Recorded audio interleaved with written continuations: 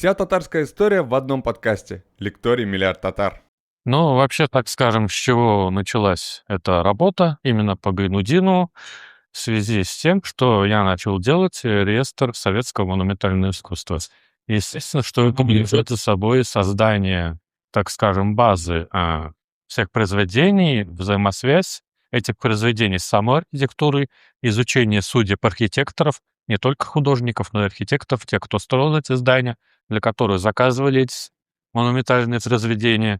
Ну, естественно, что таким образом я, по сути, подошел к судьбе первого архитектора именно из татар, профессионального первого архитектора Исмагила Галеевича Гайнудинова.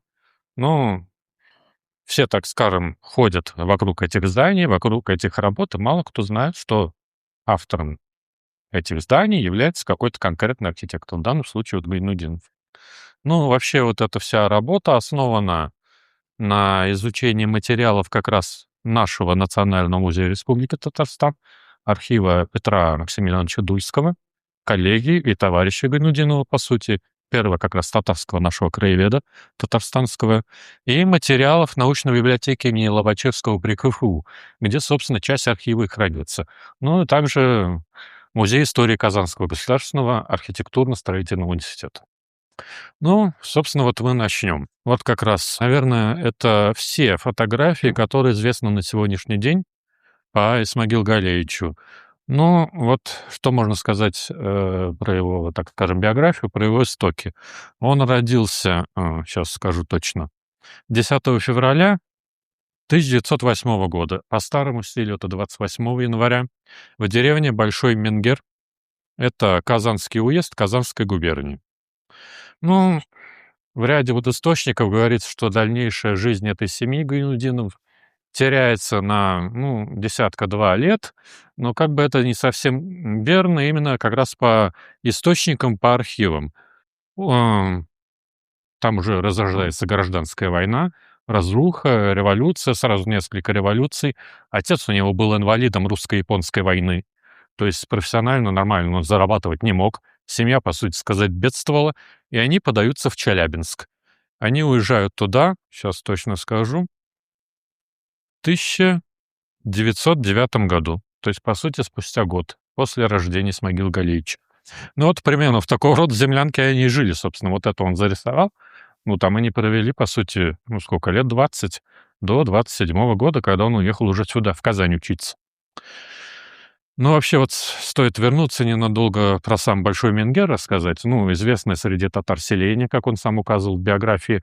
Но оттуда, можно сказать, вышел еще один знаменитый архитектор Ахмедгадиевич Бекчентаев, который, собственно, построил химфак напротив физфака. Вот это огромная сталинка с портиком, с колоннадой. То есть это вот Исмагил Галеевич был первым профессиональным архитектором, а Ахмед Гадиевич был первым профессиональным профессором архитектуры, именно преподавателем высшего учебного заведения. Ну вот, собственно, вернемся уже к судьбе Исмагила Галеевича. Вот в различных автобиографиях он указывает совершенно разнообразные сведения. Там же даже разнятся года рождения, даты рождения. Наверное, это было связано с тем, что какую-то часть биографии он все-таки скрывал. Вот там, в Челябинске, он получил профессиональное среднее образование, то есть школу семилетку он там окончил, но по каким-то причинам, как раз вот из-за бедности, он не доучился до конца и ушел работать сапожником. Тогда вот как раз в ходе Первой мировой войны туда массово эвакуируются эмигранты, как сказать, не эмигранты, просто эвакуируются с этих вот приграничных территорий, с Польши. В частности, туда, в Челябинск, уехал поляк-сапожник. И вот как раз Гайнудинов работал у поляка-сапожника сапожником, то есть был учеником сапожной мастерской. По сути, это был его первый трудовой опыт до архитектуры. В конце концов, он поступает в русскую школу уже. То была татарская школа, семилетка неоконченная. А затем в русском он полностью кончает семилетний курс. И там вот ему рекомендуют поступать именно на какой-то рисовальный класс. Вот приведена почетная грамота, удостоверение, которое он лично сам нарисовал. Получается, в левом верхнем углу. И вот даже там в своих автобиографиях он отмечал именно по татарской школе, что наряду вот с этими шахадат-наме, ему, как удостоверение об окончании школы, ему выдавались, например, вот такие грамоты за какое-то изучение Корана, например. То есть он, не стесняясь, это указывал, что его учили Корану, его учили исламскому вероучению в своих вот этих автобиографиях 60-х годов. То есть он, ну, и можно сказать, вот отметить еще такой момент, он до конца жизни писал на арабице. Он переписывался с Чингизом Ахмаровым, это я потом уже скажу, с Баки Идрисовой Чурманче, только на арабице. Они тоже вот составляли такой арабический кружок, что ли сказать. И вот ему рекомендуют поступать в какой-то рисовальный класс, художественное училище, но вот как раз туда, в Челябинск, вернее, из Челябинска едут татары в Казань. Поступать в строительный институт КИИКС, Казанский институт инженеров коммунального строительства. И он собирается вместе с ними в 27 году. Приезжает туда, у него есть рекомендация от его брата, который тут служил в начальствующем составе местного полка Красной Армии. И вот он поступает в 27 году в КИИКС и оканчивает его в 31 году со званием инженера-строителя. Но это как бы его не удовлетворяет. Ну, вот в этом качестве строителя он принимает участие, например, в строительстве вот школы на Назарбаева. Такое, по сути, конструктивистское здание с какими-то элементами классицизма, с элементами татарского орнамента. Вот по фризу такой орнамент в виде сот татарских. Ну, конечно, вот разница, там еще была одна школа на Назарбаева. Либо он эту построил, либо вторую, либо, может, две сразу. Но вот та вторая школа уже была снесена в наши дни. И вот это как бы его не устраивает вообще эта вся работа. Вот можно еще отметить, например, участие его в строительстве корпуса КХТИ с архитектором Гуревичем Гурьевым московским. По факту Гуревич Гурьев — автор всего проекта, но потом его передоверяют местному кадру Гайнудинову, то есть в качестве какой-то коренизации, что ли сказать, привлечения местных татарских кадров. И тут уже Гайнудинов добавляет вот эту колоннаду, совершенно классическую, которая, по сути своей, не вписывается в конструктивистский орбус вот этого корпуса. Но в итоге вот строится в 1934 году как раз. И вот так он выглядит сейчас, в таком виде, ну, в общем-то, неизменном. И еще один проект, это уже его личный проект. 1935 год, кажется, Дом культуры меховщиков мехового комбината. Вот в этой слободе меховщиков, чуть дальше речного порта, о котором дальше пойдет речь. Ну, конечно, вот он задумал такой помпезный вариант, но и было реализовано то, что получилось, так скажем, то, что было по силам тогда при этих нормах строительных сделать. И он как бы вот этой всей строительной, чисто инженерной работой не был совершенно удовлетворен. Как вот первый национальный кадр, по сути, его уже в 1934 году назначают первым секретарем Союза советских архитекторов Татарстана. Тогда же происходит, так скажем, укрепление, что ли сказать. То есть после прихода Сталина все сжимается в одних руках, создается союз архитекторов, создается союз художников, создается союз писателей. То есть все же зажимается на одного человека, и все ниточки, по сути, ведут к Сталину. И тут вот у нас Гайнудинов возглавляет союз архитекторов с 1934 по 1936 год, первый председатель. И вот вообще как бы его вся эта работа, по сути сказать, не удовлетворяет. Он хочет стать профессиональным архитектором, настоящим, не инженером-строителем. И вот он в 1936 году уезжает в Москву, в Академию архитектуры СССР. Поступает туда. Ну, вот параллельно там он, например, занимается изучением каких-то местных архитектурных реалий, ходит вот с женой, он показан в Большом театре, то есть он тогда уже изучал театры, как они устроены, в принципе.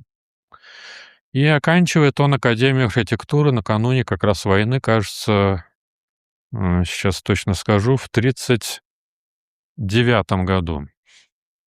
Со званием как раз уже профессионального архитектора. Первого архитектора вообще, в принципе, из татар. Вот как раз во время работы он активно занимался изучением разнообразной архитектуры, в том числе и восточной. Активно ездил в Крым. Вот это все наследие крымско-татарское, турецкое. Зарисовывал все эти сараи. Ну, не сараи в том понимании, что это сарайка какая-то стоит, а дворцы. Самый настоящий Бахчисарай, Ялта, вообще весь Крым он объездил. Зарисовывал вот эти изразцы, не только крымско-татарские, но и у нас в Казани, которые тогда находились в Государственном музее от республики. Вот эти все тюрбе, то есть намогильные сооружения. И это в дальнейшем, по сути, вот как раз Бахчисарайский дворец известный, и это в дальнейшем послужило как раз толчком к созданию его первой поистине монументальной работы как раз в 1939 году. Это павильон Татарской ССР на ВДНХ, выставки достижений народного хозяйства. Но сложно сказать вообще, относится ли он к чисто татарской архитектуре. Это какое-то среднеазиатское просто влияние. Ну, замкнутый такой двор. Нельзя сказать, что это прям татарская архитектура по сути своей. Двор как раз призван, что ли сказать, охладить людей внутри, которые туда внутрь заходят. Там совершенно вот темно, что ли сказать. Там были фонтаны, инкрустированы опять-таки майоликой. И вот как раз для главного входа он делает огромное мозаичное панно из майолики. Вот как раз они там его набирают. Был еще ряд тимпанов, ну, так называемых панно тоже по бокам от главного входа. А само вот главное панно, ну, конечно, вот цветных фотографий не сохранилось, только черно-белые. Это, видимо, вообще была совершенно фантастическая работа для своего времени. И это как раз сделано по мотивам изучения вот этих среднеазиатских, татарских майоликовых украшений, которые у нас, в частности, берут начало в Болгаре. По сути своей, после, наверное, Золотоордынского завоевания. Вот эти панно набирались вручную, то есть каждая плиточка изготавливалась отдельно. Покрывалась полевой, обжигалась в печи при как раз Академии архитектуры. То есть это был его еще студенческий проект. При Академии архитектуры существовала лаборатория керамики, которую возглавлял такой Филиппов, известный керамист еще с дореволюционных времен. И вот как раз он лично по эскизам Гайнудинова, то есть это все было нарисовано не самостоятельно, изготавливал вот эти керамические панно. Но, к сожалению, вот сам павильон не сохранился. Он в 50-х годах был перепрофилирован в павильон «Игрушка».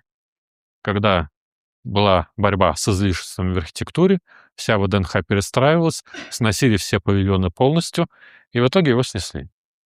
О чем он, конечно, сожалел. Горько. Ну вот, мы подходим уже к очередному этапу в жизни Гайнудинова. Это 41 год. Академию архитектуры он окончил. Остается там работать, преподавать.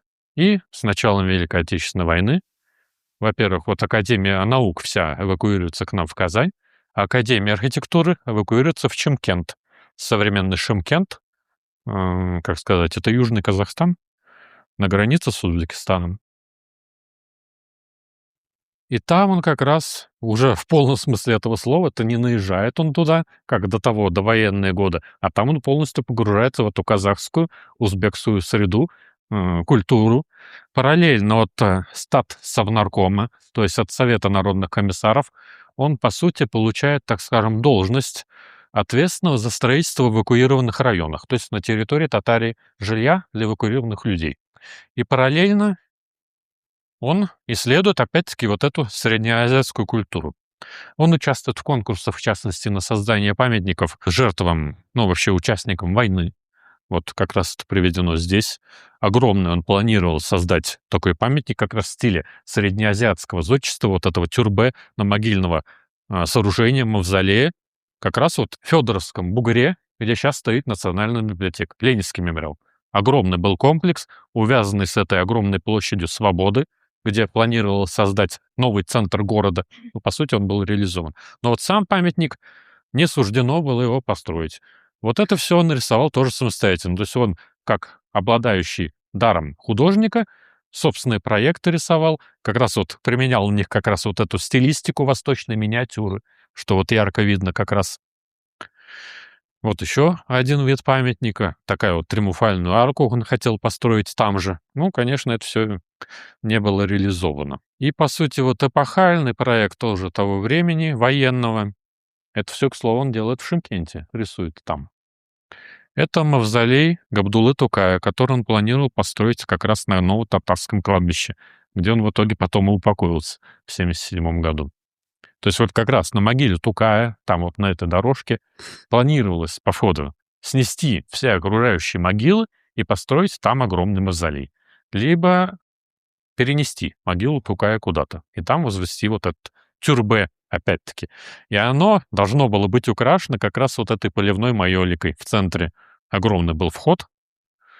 Может быть, он как раз вдохновлялся среднеазиатским вот этим зодчеством, может быть, вот этим храмом-памятником на Казанке. Ну, вообще, он был разносторонним человеком, изучал архитектуру во всей полноте. Вот эти зарисовки наших татарских мечетей в Казани, Бурнаевской, Апанаевской.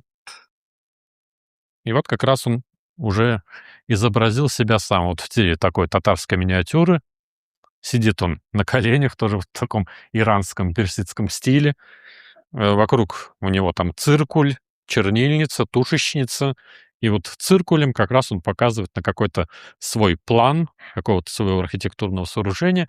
И вот как раз там наверху арабицей написано 1943 год, архитектор Исмагил Гайнетдинов. И вот примерно то, что такими же, так скажем, майоликовыми панно должен был быть украшен сам мавзолей внутри, именно по произведениям Габдуллы Тукая. Вот одна эта роспись в центре майолика, а все должно было быть выполнено живописью. Там различные сюжеты из произведений Тукая. Это все сюжеты знакомые, Суанасы там. На них уж подробно останавливаться не будем. Это я просто вам покажу, так скажем, для информации. Это все не сбылось, и даже вот сейчас затруднительно найти оригиналы этих живописных работ, где сама графика находится. Сохранились у нас только фотографии в Национальном музее. Вот эти некоторые вот узоры, он принимал участие в оформлении различных книг, изданий, конференций Союза архитекторов. И вот как раз после окончания войны он занимается еще и проектированием жилого строительства.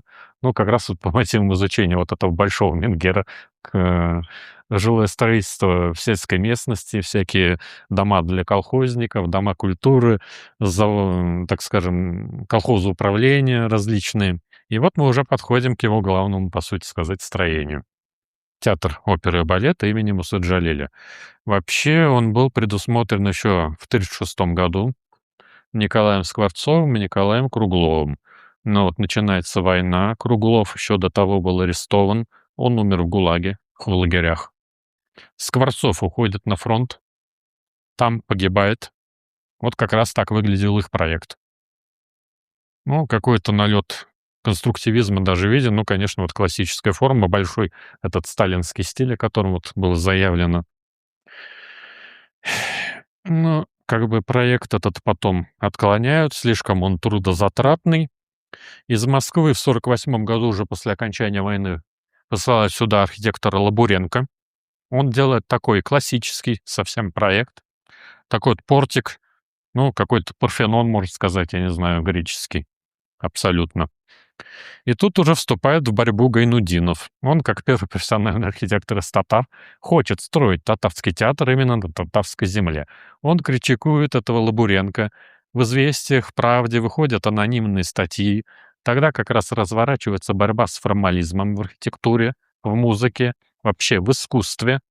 И вот в этих анонимных статьях, я уж не знаю, заказывал ли сам лично Гайнутдинов их, либо это каким-то образом заказывал наш местный обком, этот проект критикуется как излишне декоративный. И вступает в борьбу Гайнутдинов.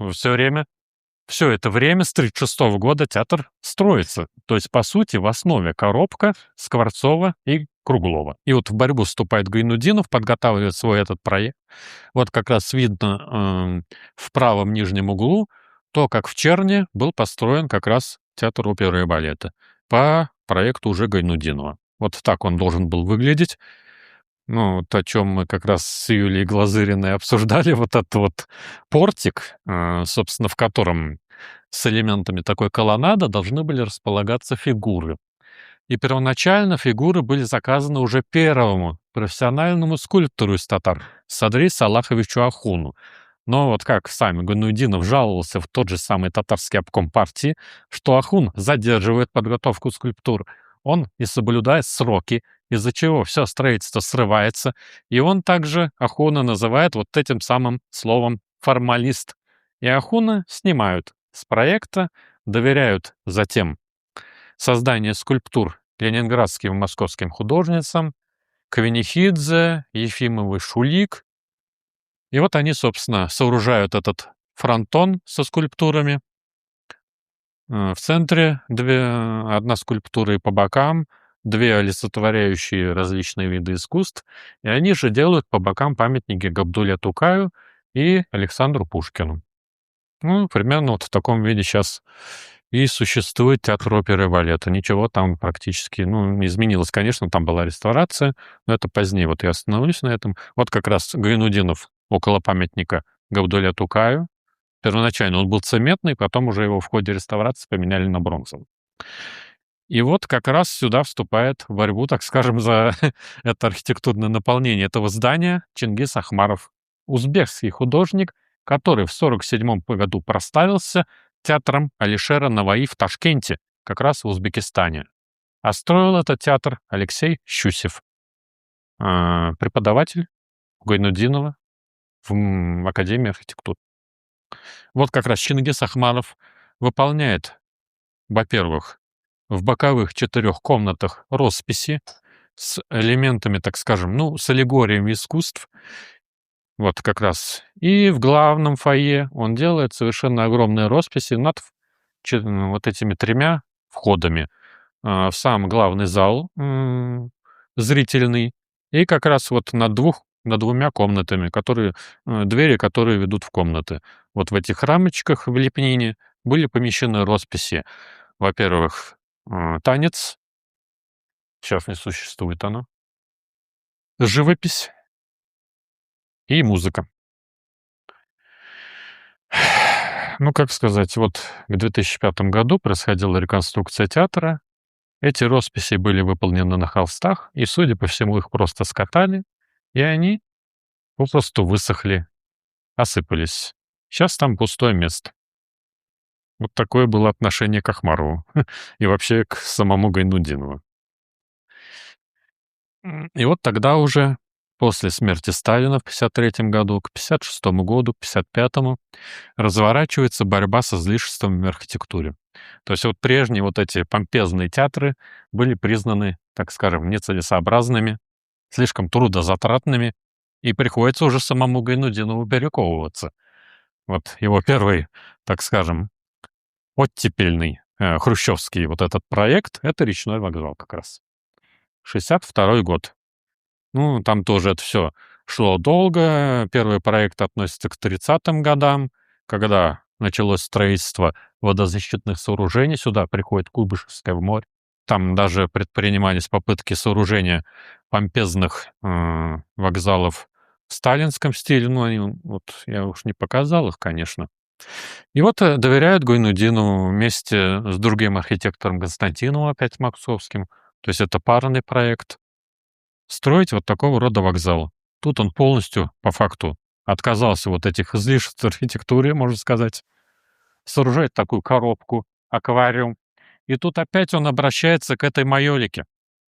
Вот по углам от главного входа этого аквариума самого выделены майоликовыми украшения, такого рода панно, как раз по мотивам реки Волги, этих порта 5 морей, то есть вот такие вот, можно сказать, это при всем вот разрыве с прежней сталинской архитектурой, это вполне себе идет в русле вот этой той же самой архитектуры, наполненность вот это разнообразными украшениями, синтез искусств.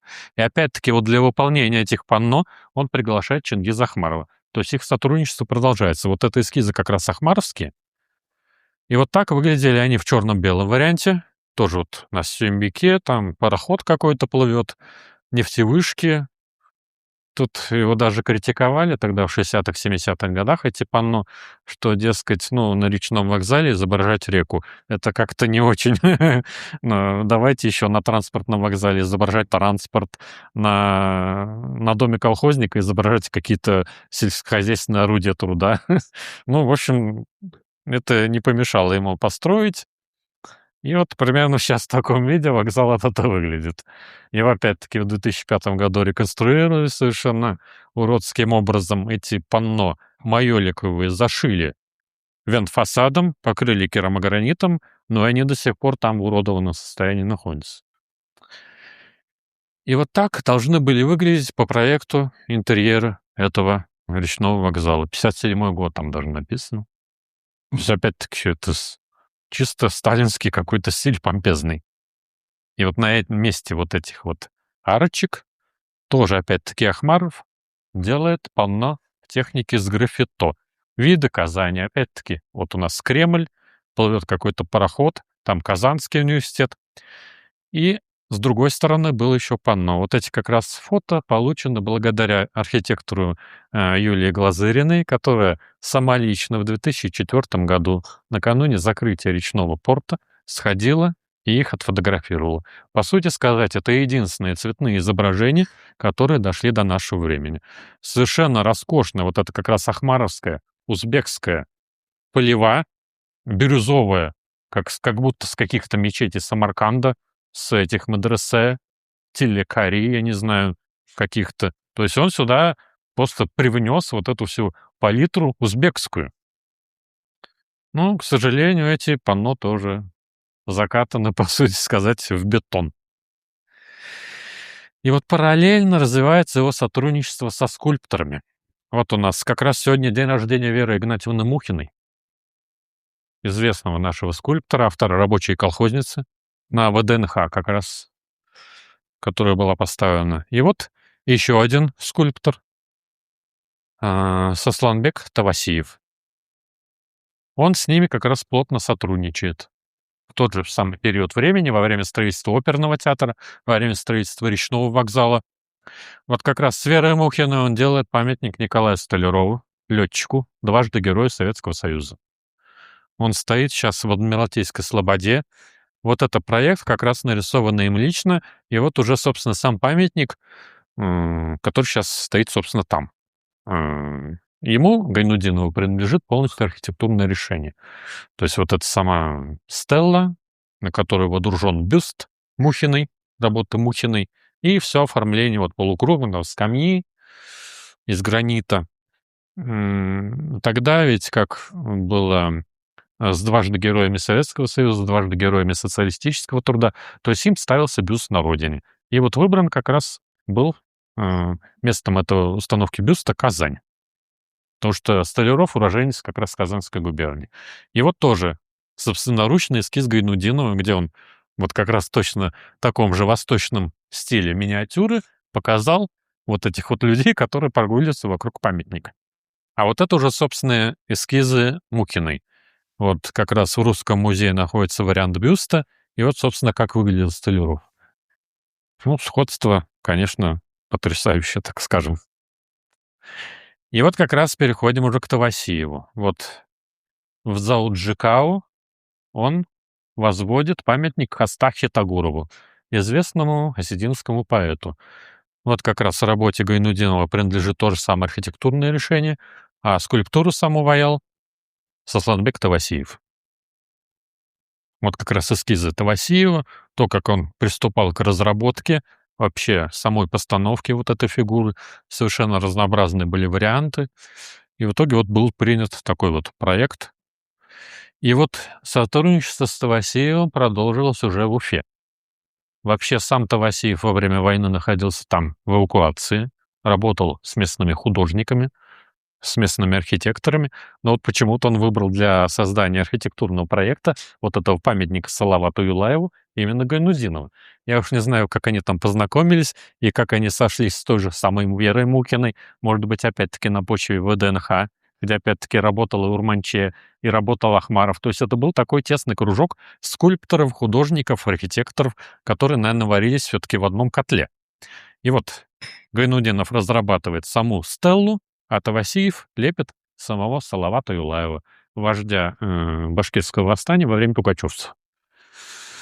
Вот это уже на заводе монумент скульптуры, готовая скульптура. И вот то, как выглядел памятник в натуре на холме в Уфе.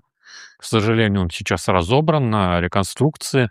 Там даже какие-то вот обсуждения идут, не отлить его заново, потому что он из чугуна. Бронзы тогда не хватало по каким-то, послевоенная разруха, судя по всему. и отлили его с чугуна, и совершенно он проржавел изнутри. Вот эта модель, собственно, памятника. И вот даже вот такие вот подробности, что он как раз во время ТВСИ эвакуации в Уфе зарисовывал проект будущего памятника на каких-то листочках из календаря. Вот за 42 год, февраль, 12 февраля. То есть это мысль эту он вынашивал очень давно. И вот как раз в архиве ГАСУ были обнаружены вот эти собственноручные акварели Гайнудинова, то, как он, может быть, предполагал поставить памятник, либо это он уже зарисовал готовый. То есть он сфотографировал и перенес это уже в акварель. Или, может быть, сначала сделал акварель, а потом уже сфотографировал готовый памятник. То есть сходство очевидное. Либо он рисовал с фотографии, либо уже потом реализовывал по самой акварели. И вот так выглядел холм, совершенно такой засаженный деревьями, какой-то там поселок, это пригород Уфы. Там еще были частные вот эти строения. И вот это уже сама акварель Гайнудиновская. Там уже, конечно, это все снесено, там чистый холм показательный, так скажем, чтобы эти строения какие-то колхозные не отвлекали от могущества Салавата Юлаева, национального символа Татарстана. То есть вот национальный символ башкир создали осетинец и татарин. Такая вот ирония судьбы, что сказать. И вот чем можно заключить? Вот такова, так скажем, эволюция творческого пути Гайнудинова. Что вот он начинал в годы 30-е, когда господствовал еще конструктивизм. Ему, ну, я уж не знаю, он либо переборол себя, либо подстроился, либо его это было осознанное, так скажем, уход в такую декоративность большого сталинского стиля. И затем ему пришлось уже в хрущевские времена заново перековаться, по сути своей, уже подстроиться под новую инкарнацию вот этого модернизма, новую реинкарнацию этого конструктивизма. Вот это наглядно как раз видно здесь.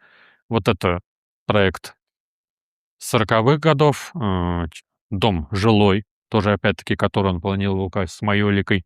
В центре вот эта коробка речного порта, это все его проекты. И уже такая абсолютно хрущевка, непритязательная, тоже его проект. Вот наглядно видно его преображение, так скажем, по, так скажем, партийным, что ли, нуждам, то, от чего архитекторов требовал различные годы существования советской власти партийное начальство, судя по всему. И вот можно, наверное, так скажем, закончить уже, ну, по сути своей, на такой печальной ноте.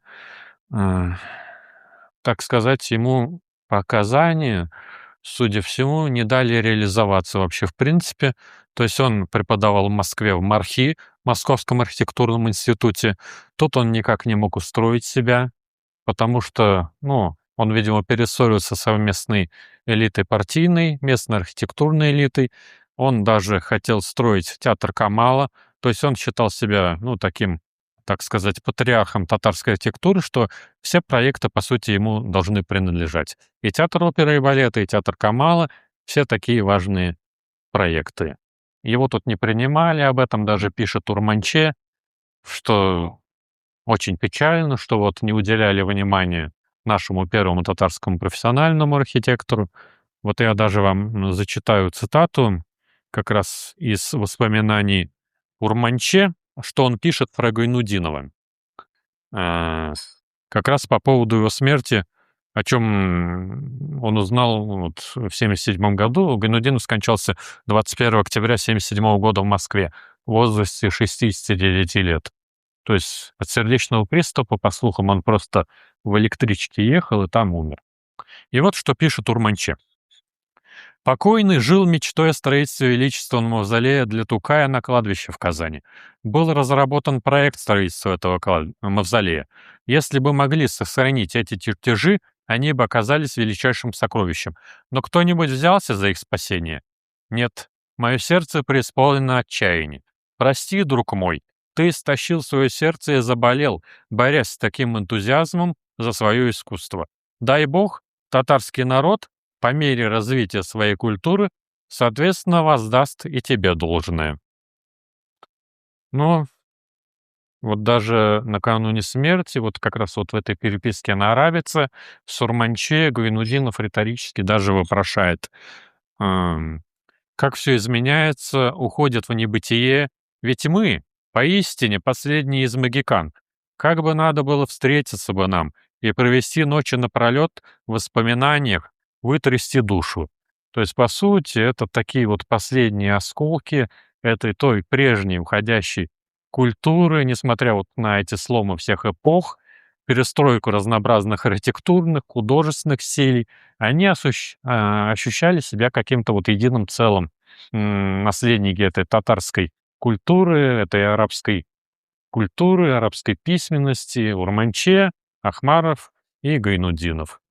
И вот я даже отмечу свое какое-то достижение, что ли сказать, что вот как раз мною установлена точная дата смерти его, 21 октября 1977 года. Вот как раз на обороте вот одной из этих фотографий, где он прогуливается так по лесу, вот он выехал с студентами, с преподавателями мархи, гулял по лесу в такой задумчивости какой-то вот, как раз вот по этому, что и сказать, татарскому узору чулеса вот этого, с полотен какого-то Файзрахмана Аминова, может быть, вот этот лес был взят. Тукаевский какой-то волшебный лес. И вот это такие вот последние его кадры, такие вот интересные, что и сказать. Тут наиболее он ярко себя, так скажем, проявил, что вот он такой задумчивый, думает о нуждах, что ли, о заботе татарского народа. И вот как раз мною установлена дата смерти. Вот на обороте одной из этих фотографий помечено как раз 77 год, 21 октября. Вот как раз в конце я покажу вам, вот, собственно, его потом привезли сюда, захоронили на Новотатарском кладбище.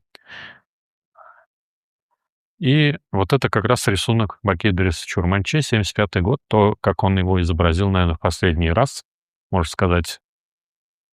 И вот чем можно закончить, что вот как раз немножко сказать вот про этот памятник, что тут как раз вот совмещена вот эта конструктивистская, модернистская, что ли, форма надгробия самого с такой вот верхушкой, тоже в каком-то среднеазиатском стиле. И внизу помещена колонна какого-то вот ордера, какой-то классический ордер, какой-то дорический, может быть, да? Мгм. Ионический, да, греческий. То есть это наглядно вот в этом надгробии совместилось вот это среднеазиатское, классическое влияние между собой. И вот чем можно закончить, вот как раз этой акварелью Гайнудинова из собрания Музея истории НКСУ. Ну, до конца жизни он мечтал о Казани, умер в Москве, и все-таки он вернулся на родину, сюда, в Казань, уже после своей смерти.